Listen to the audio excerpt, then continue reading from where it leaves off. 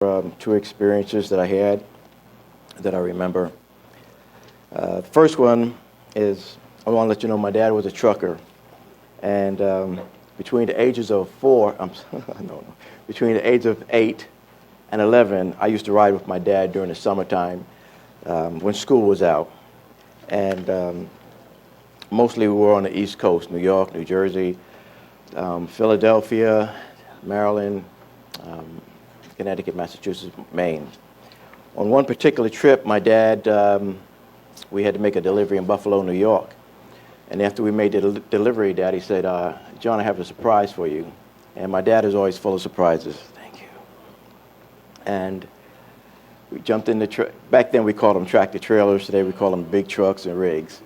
But got the tractor trailer with Daddy, and we headed, after we left New York, Buffalo, we went to, my dad took me to Niagara Falls. And I'm going to date myself right now, but some of you remember black and white TVs and rabbit ears. Well, whenever I saw the Niagara Falls on TV on our black and white, little humble black and white, it was always black and white. And when I loved the Life magazines, I couldn't get enough of those. Between the Bible and Life magazines and school books, of course, I got into it. But the pictures that you see in Life magazine were either black and white or color. And every now and then they would show Niagara Falls, black and white, and Niagara Falls in color. And I would always be so excited about that. So anyhow, Dad takes me there. And Daddy, for some strange reason, all my life, he would always say, I want you to tell me what you think, what you feel, and what you know. So while we're there, I'm feeling this wonderful spray and everything, and I'm hearing this roar, and there are times I had to put my hands to my ears because the roar was so loud. And he said, John, what do you think? What do you feel? What do you think? What are you experiencing? And I just kept looking at the falls, and I closed my eyes, and I said, Daddy, I said, it sounds like 1,000 angels' wings. Come on now. I said, I can't see Jesus, but I know that Jesus is refreshing if he was here. And I turned around and looked up at my dad. My dad had this shocked look on his face like he can't believe what he's hearing. But anyhow, he just looked at me and he just kind of like shook his head, and we stayed there a while longer, and then he said, it's time to go. And we're going to have lunch. And we stopped at a picnic area. Today we call them rest areas. And Daddy always carried his Bible with him in the truck. And while we were eating, or as I was attempting to eat my peanut butter and jelly and my potato salad and some other stuff we had, the Bible was closed, but he looked at me and he said, John, I want you to make me a promise. And I said, what's that, Daddy? He said, I want you to make a promise that whatever happens in this family, whatever happens in this city, whatever happens in the United States, whatever happens in this country, I want you to promise me that you'll always walk with the Lord. And I looked at Daddy, and I said, I promise. Apparently that wasn't good enough for Daddy. The Bible was closed, and he slides it over to me, and he tells me to put my hand on the Bible. So I put my hand on the Bible, and he's looking at me seriously, and I promised, Daddy. And he said, okay. Amen. That was the first experience. Now I'm going to share some Bible texts with you. We will all turn to Genesis 3, and I promise I won't keep you too long. I'm watching the clock. Genesis 3:3, and we know this. I'm sorry, Genesis 3:8. Genesis 3:8. Basically, this is where when I made my topics, because I was asking the Lord to help me with this, it's all about walking. And I did fail to mention, the topic is, where are you walking? That's the topic. Genesis 3:3. Genesis 3:8. Sorry. We see that Christ is in the garden, and it says that he was walking, he was calling Adam and Eve. And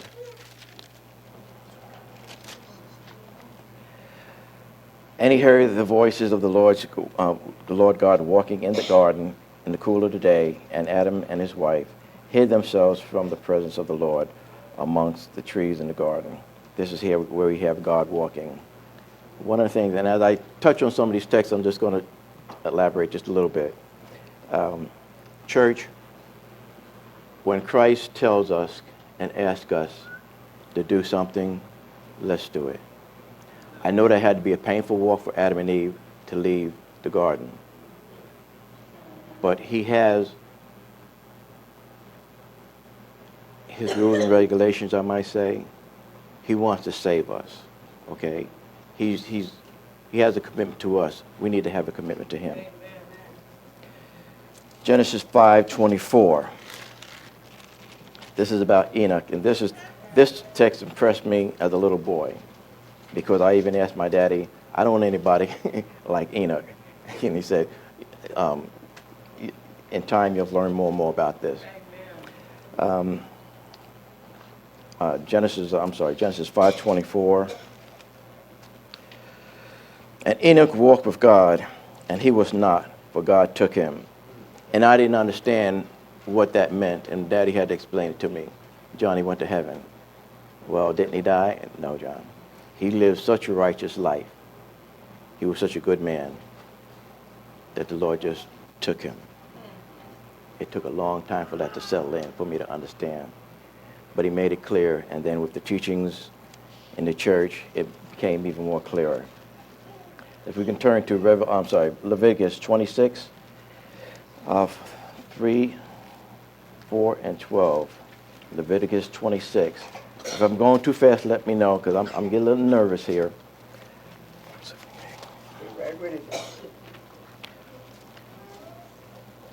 Leviticus 26.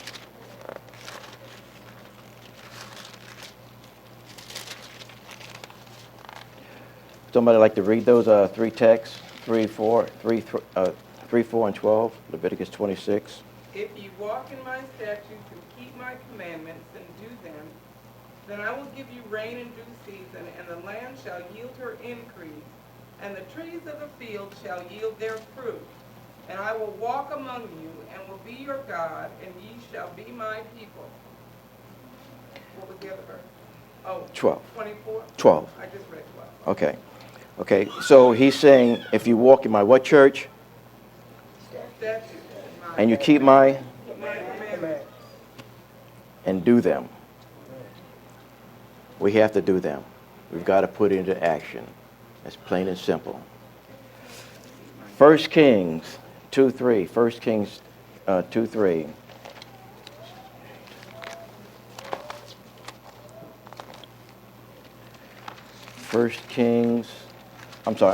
Yes, 1 Kings 2:3. I'm sorry.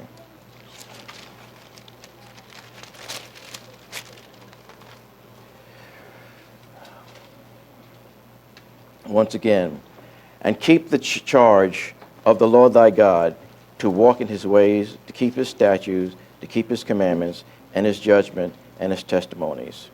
It is written in the law of Moses that thou mayest prosper. What, church? Prosper. We can prosper, church. We've got to follow him. Prosper in all that thou doest, and whatsoever thou mayest turneth thyself. Okay. Psalms 23:4. Psalms 23:4.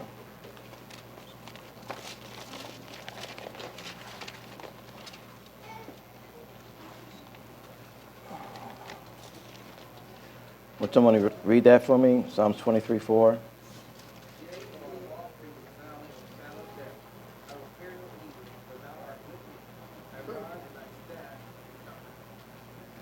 Thy rod and thy staff, they comfort me. Amen. That's a promise, church. That's a promise. Isaiah 2:5. Isaiah 2, verse 5.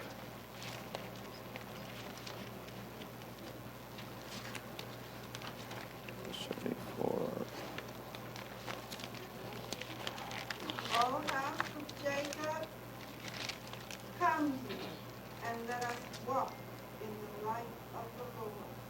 What do we need to do, church? We need to walk where? Walk in the light. He is the light. He is the light in darkness. Several of us had some, let's say, maybe dark spots or dark places in our lives. But we look to him, follow his word. He's the light. Amos 3:3. Amos 3:3. Amos 3:3.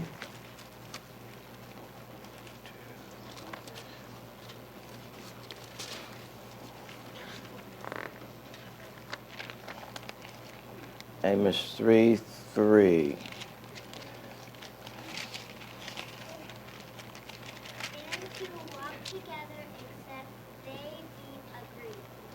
Okay. Can two walk together except they be agreed? Church, two. But that means us too, as a church. We've got to be together. We've got to be together. The world is looking at us. When they see us, church, they need to be seeing Christ. That's right. Not so much Johnny Dawson, no. They need to be seeing Christ in you. Amen. Amen. In your words, in your actions. That's what it's all about. That's what Christ is all about. I'm getting emotional, so bear with me, folks. Good. I know what he's done for me, and many of you know what he's done for you. And we just got to praise him. We have to praise him. Praise him. It's sweet. Micah 6:8. Micah 6:8. Micah 6:8.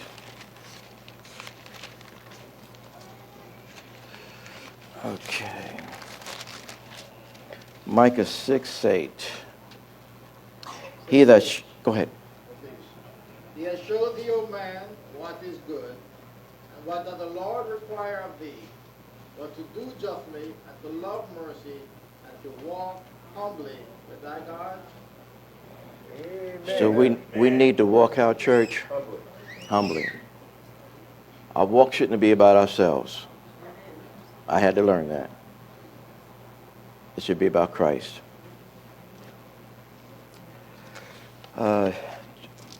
John 6:18 and 19, 20. John 6:18, 19, and 20.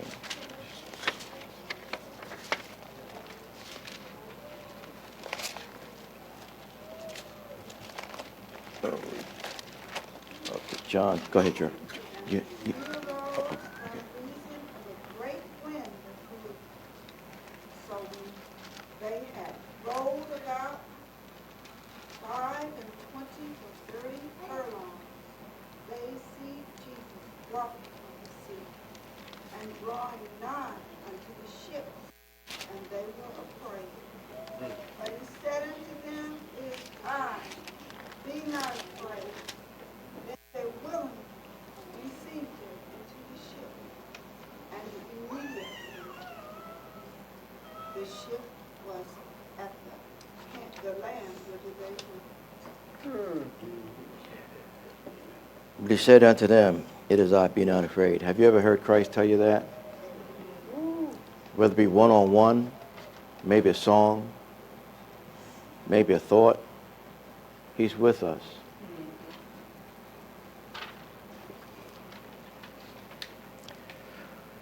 Acts 3:8. I'm sorry, Acts 3:6 through 9.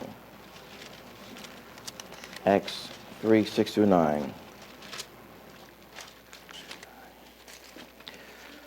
Then Peter, I'll read that one, because this one touched me really. They all have.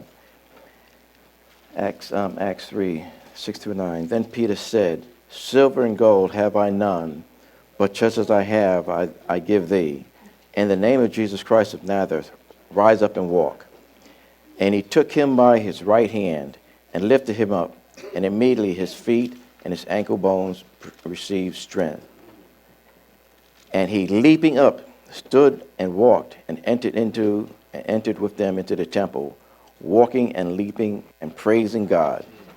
And all the people saw him walking and praising God. The question that I have, when something, and I wish Sister Birdsong was here, and I don't see Craig, but several of you have given your testimonies. When I hear these testimonies personally, it touches me. It should touch all of us. Amen. I never had cancer. Some folks have. Ended up with a broken neck, truck accident, but the Lord is still healing. The Lord is still working in me and through me. When you folks give your testimonies about what Christ has done for you, let us know. Amen. It's empowering. We need to hear this. Because so many times, folks, we don't know what somebody else is going through. That's right. Amen. We don't. And just for them to be here on the Sabbath, that just might make their whole week, that might make their whole month.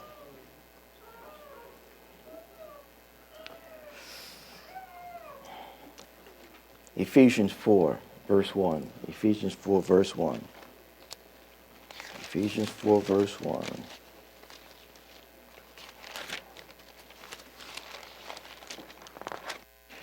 I therefore, the prisoner of the Lord, beseech you that ye walk worthy of the vocation wherewith ye are called. That touched me. Because when I was growing up, somebody shared that with me, and I was in my teens. But that's been a source of encouragement. Ephesians 4, verse 1. I'll read this again, because I want to touch on it. I therefore, the prisoner of the Lord. That's a wonderful person to be a prisoner for. The Lord, not the devil. I beseech you that ye walk worthy in the vocations wherewith you are called. To our young people, you precious ones, Nanami, Amerte, to all of us, we have vocations. The Lord has something for us to do. Amen. Okay? Please do not limit yourselves. And if you're saying, I can't, get that out of your vocabulary. Turn it over to the Lord and let him do what he needs to do in you and through you. Amen.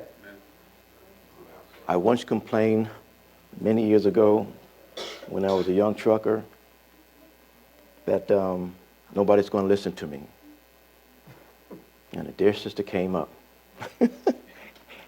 And she said, Brother Johnny, she said, I want to tell you something. She said to me, she looked me straight in the eyes, and she said, you want to be a truck driver? You be a truck driver. You feel impressed to do that, but I want you to know that Jesus got to be in it first. Just don't up and do it because your daddy was doing it. You got to do it because the Lord wants you to do it. But she said, I want you to think about something. And she said it so sweetly. She said, you will be able to reach some people in your truck driving experience. You would touch somebody that some of these folks here can't do or won't do. We're talking about church family. Okay? Just being honest and open. I've had people touch my life. Different churches I've been to, hearing a sermon, hearing special music. I remember one time I was in San Diego, and I went to church there, and I was waiting for a load, and went to this nice church. I can't remember the name of the church, but the lady, there was a concert going on, and basically she whistled. The whole sermon, she didn't preach. It was about whistling different songs. I was so impressed. I mean, I ended up getting tapes. It was so impressive. You never know the vocations that you have or where you go, the supermarket, getting gas, paying a bill, whatever, how you can impress somebody. And once again, people are always looking at you. They know USDA, or they just know that you go to church, or even if you, because several times people thought I was Jehovah's Witness. No, I'm not Jehovah's, I'm Seventh-day Adventist. Amen. Well, who are they? Are they like Seventh-day Baptists? No. And you have to explain, not have to, but you explain the best you can in the time frame that you have. Okay? But people are watching.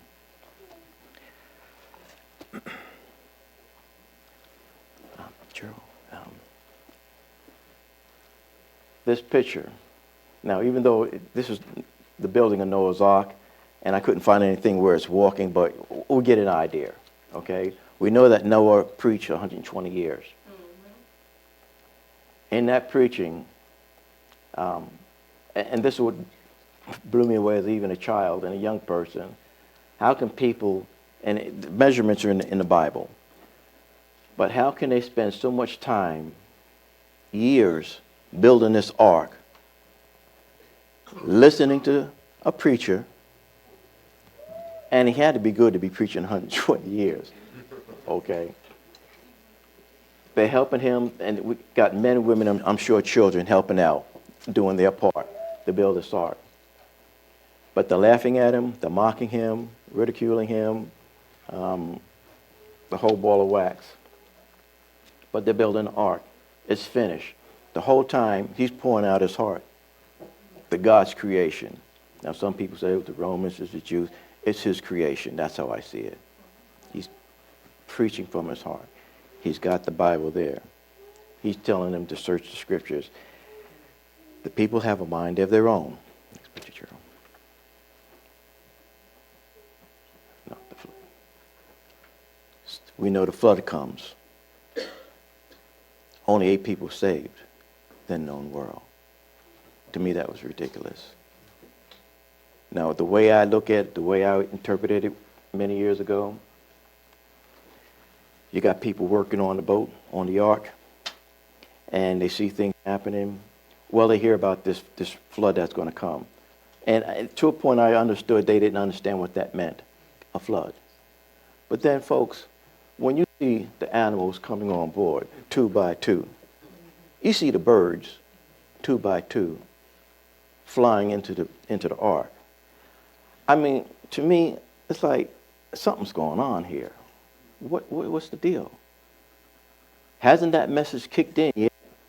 What he's been telling the folks is coming from the Word. He's not making these comments up. The flood comes. The door closes. Well, the door closes first, then the flood. People are screaming and crying. They want to get in. Church, we're in the ark of safety here. We have the present truth. We've got to share it. There are souls out there that need to be saved.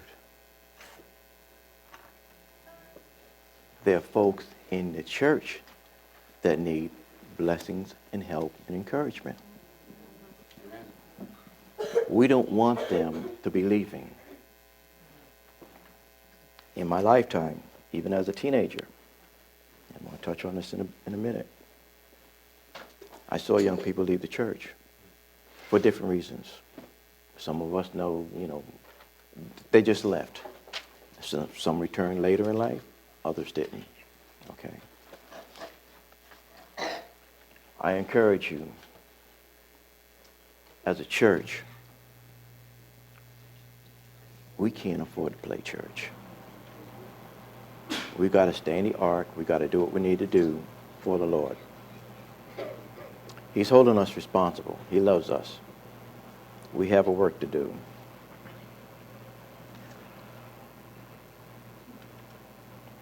Next picture, Gerald. This is Christ. We know that. Many of us seen this picture or other pictures like it.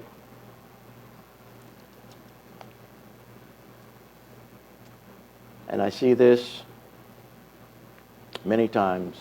I thought he's doing this for me. He's doing this for us. His creation.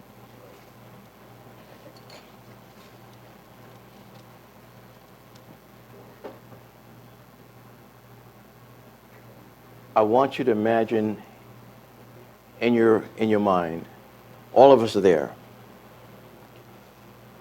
Some of us are crying, some of us are upset, some of us our hearts are tearing. Because we just saw Christ go through a trial. We just saw him being whipped, his flesh being torn. This is what we're seeing. Westside, this is what we're seeing. We're there.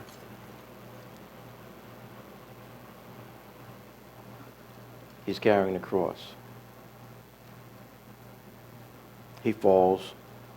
Simon picks it up, takes it the rest of the way. Next picture, Cheryl.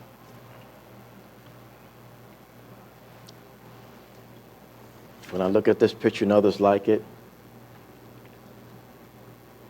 he's looking down. The sun is setting.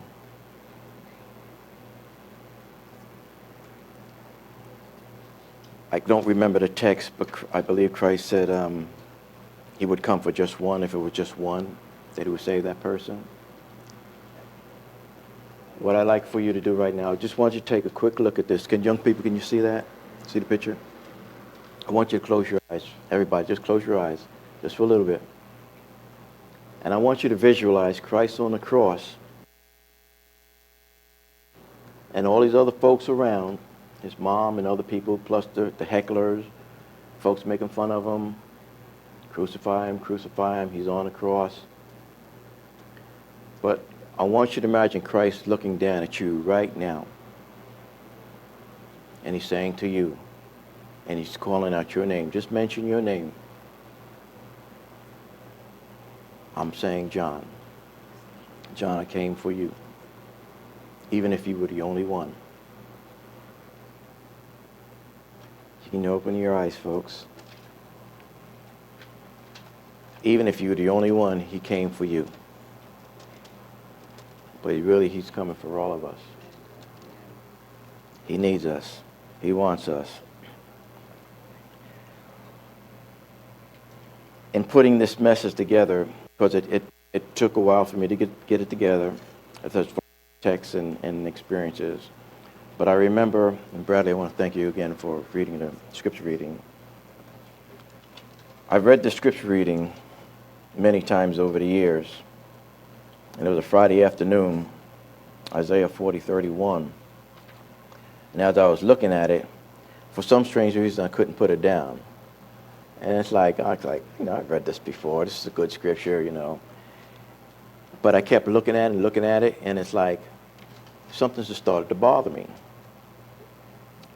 Then, and I'll be honest with you, I started crying. I couldn't figure out, why am I crying? I've read this before. I've read other scriptures. Why am I crying? The tears are coming down. So I think, okay, this is just foolishness. I'm going to grab myself a quick light meal before I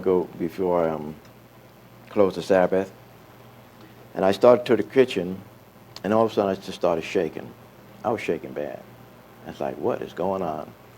Now, in the past, the only time this has ever happened to me is when something was going on with my mom, my dad, my grandparents, my sons. That was the only time this ever really happened. And I'm thinking, okay, mom and dad has passed, my grandparents on both sides have passed, so it's got to be Scotty or Jason. So I'm about ready to call, and I get to my bed, and I almost collapsed. I was exhausted. What is going on? I fall asleep. I wake up early Sabbath morning, somewhere between 1 and 4 o'clock in the morning. And I see a picture of some friends of mine, Timothy Beale and his sister Elizabeth. They were from Huntsville. And I remember we were sitting on the steps of the New Rochelle Church where I'm from. And the adults were finishing up choir rehearsal. And Timothy and I and Elizabeth, we were sitting on the steps, and we were singing as the church. We were singing outside while the church family was singing inside the choir rehearsal. And I got 2 hymnals, and we started to share them outside. And then as they were leaving, they heard us singing because we were just in that spirit, And I remember one of the elders said, John, well, when you young people finish singing, just return the hymnals, put them in the proper place and lock up. And I said I would. we had great plans. Timothy was going to be a minister, and I was going to be the trucker. And Elizabeth, she was going to be a Bible worker. And we had put our plans together, and she had made mention, I'm going to help you guys out for a few years, but then I want to go to other countries. That's what I want to do. So it's like Tim and I, okay, Johnny, when you get a few more years experience, we're going to put our money together, and we're going to get a tractor trailer, and we're going to go around the country, kind of like a Billy Graham crusade. Anyhow, it was that last summer that he came up. I met him when I was 15, and for 4 summers he came up to New Rochelle to visit his grandmother and one of his brothers, John Michael. When at the end of that summer, we knew that they were going back to school, and Timothy was going to register for college down at Oakwood. And I'd asked my mother that whole week, Mom, I have my license, I want to drive with Timothy and this other friend that he had from Oakwood, and drive back. At least 3 people, because Elizabeth, she wasn't old enough to drive. I think she was like a sophomore, but she couldn't drive. And I asked my mom every day, from Sunday to Friday, if I could drive down with them. And Mom just basically said, no, John, no, John. And I just want to say to the young people, whether it's single parents or not, should your parents tell you no, no means no. Okay? They're saying it out of love and concern, because young people, they have had experiences that you have not had yet. Many of them pleasant, as we as adults and parents, many pleasant, and then some unpleasant. And we don't want you to have to endure some of the stuff that we went through, okay? Anyhow, that Sunday rolls around, and I just kind of looked at my mom, and Mom just said to me, John, she said, I tell you what, I'm not going to let you go, but I'll give you permission when Timothy gets to Oakwood, he can call you for a few minutes, because my mom at the time was a single mom raising 2 boys, and she said, you can talk to him for a few minutes, 5 minutes really. We watched them. We had a big breakfast at the church for the 3 students. We had a breakfast. There were gifts given. They had money. My dad's trucker friends made a route that they could take where they could go to the best places to eat food.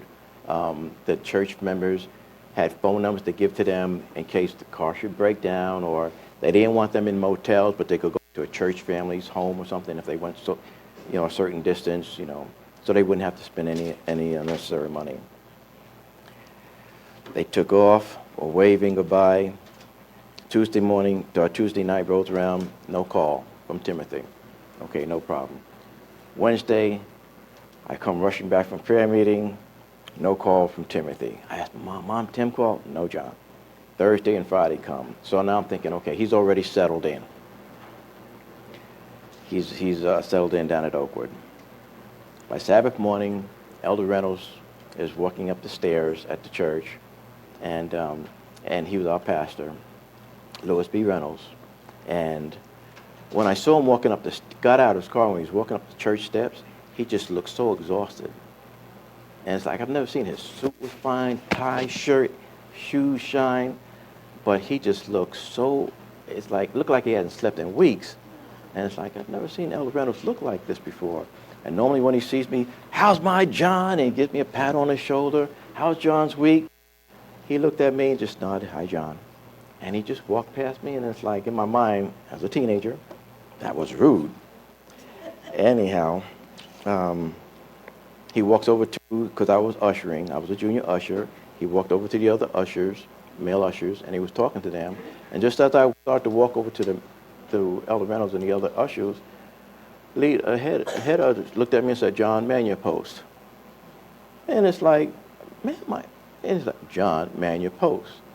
So apparently I wasn't supposed to hear what they were saying. My jaws, I'm bubbling down deep. Elder Reynolds is steering, he's in tears. And I'm thinking, okay, he's got hay fever like me. The church elder, Reynolds goes into his office, elders come out, and the clerk can barely get through the day's notices, and she stops. Elder Reynolds gets up, and he makes mention to us that our young students going to Oakwood, they had an accident. And as soon as they said that, the church started saying, are they hurt? Are they in the hospital? Where are they? They started, it was just a big outburst. And Elder Reynolds started crying. And then he said they had an accident, and they were killed. The church fell apart. And that's like, I'm standing over in the corner, and I'm hearing this, and back in the day, I had a temper, folks. I was quiet, but I had a temper. And there were times it didn't take much to make me go off. And he had made mention that he got a report that from the family that the witnesses saw the car leave the interstate. It flipped over a few times. Tim and the young man in the car were crushed to death, and Elizabeth was, what's the term they use? Ejected from the car, and she died on the way to the hospital. Now I'm hearing this, and it's like, I screamed no. Right. I actually screamed no. And I was being disrespectful, but I was in my teenage mood. I started walking towards the front, and I said, no, that's not true. Take it back. That's not true. And he looked at me, and he's like, John, it's true. And then a couple came up. They were like my grandparents in church. They came up to me, and they stopped me before I could go any further, because I was like a freight train right then. And the gentleman said, John, it's true. And his wife said, I'll never forget these words. Remember them. Remember the good times that you've had, here at the church, with the picnics and socials. Remember that. That's going to help you get through this pain and this time. And of course, I didn't want to hear that. So I started walking a little faster, and she put her hand out like that. And I was told right when she did that, I collapsed. Now, I don't remember that part, but I collapsed. That was the first time that I wanted to leave the church. Yeah. Because I'm thinking, this is the third time in my short life I've been hurt. Now I'm dealing with death, and I couldn't understand. And I was angry with the Lord. I was angry with the church. Now, why the church? Church didn't have anything to do with it, but we represented the church. And it's like, Lord, this is your precious creation. They are my friends, and I value my friendship. When somebody's my friend, they're my friend, okay? And it's like, why did you take them? And then I started to think, okay, maybe the Lord didn't take him. Maybe it was the devil. Then, Lord, why did you let the devil win? Why did you let him do it? Folks, this turmoil went on for a long time. Yeah. More than a year. I'll just be honest with you. Now, there are times I took my brother to church, but I didn't go into church. I either stayed outside, or I went down to the corner watching the guys play basketball and pressing the girls. I didn't want to go to church. I didn't want to hear any more about this third angel's message, the Bible, because I'm still dealing with, why did you do that, Lord? But it happened. But over time, with much prayer from church family, with concerns and even prayers from the community, and even one man told me, I'm not a Christian, but I'm going to pray for you, little Johnny. He said, you'll understand in time. Church family, I'm looking forward to that time when I can walk with the Lord. And I didn't think that was, when this came to my mind, I wasn't going to discuss it. Just let bygones be bygones. But when something touches you, it touches you. During this message, I've been saying, walk with the Lord. But I remember, too, that when I was putting this together, I was an EMT for a few years, and I came across children at Raleigh Hospital. Some were in wheelchairs, some were bedridden, and even some of the folks that were at Wishart Hospital, and other folks. I want to say to you, because you might say, John, I can't walk. But what I'm saying to you, you might not physically be walking, but use your mind. Don't limit yourself. Use your mind. See yourself walking on a lake with Jesus. See yourself at a beach. See yourself walking in the fields, going up a mountain, coming down a mountain. See yourself. Don't limit yourself. See yourself doing that, because you will walk again. Don't limit yourself. I encourage us, church family, to walk with the Lord. My grandmother told me one time, I was having one of those teenage moments again, and she said to me, the only thing that you're going to take into heaven, Johnny, is your character. And the Lord is purifying you to get you ready, because you're not there yet. She said, some people think they can get in with their money. Some people think their positions. Some people, back in the day, had 2 and 3 degrees. It's not going to be that, John. That's right. It's going to be their character. In the book Evangelisms, I'm going to wrap it up. In the book Evangelism, chapter 20, I'm going to just read one verse here, and it's chapter 20 is the Message Triumphant. And the last sentence that I'm going to read on page 697. When we bring our hearts into unity with Christ and our lives in harmony with his work, the Spirit that fell on the disciples, once again, the Spirit that fell on the disciples on the day of Pentecost will fill us. Church, that's why I want to continue to walk with the Lord, because I want to be a part of that. I want to receive that blessing. I can't do it if I'm walking a different way. Another thing my grandparents told me, my grandfather really told me this. It's like, John, if you're not walking for Jesus, you're walking in the wrong direction. Thank you, church.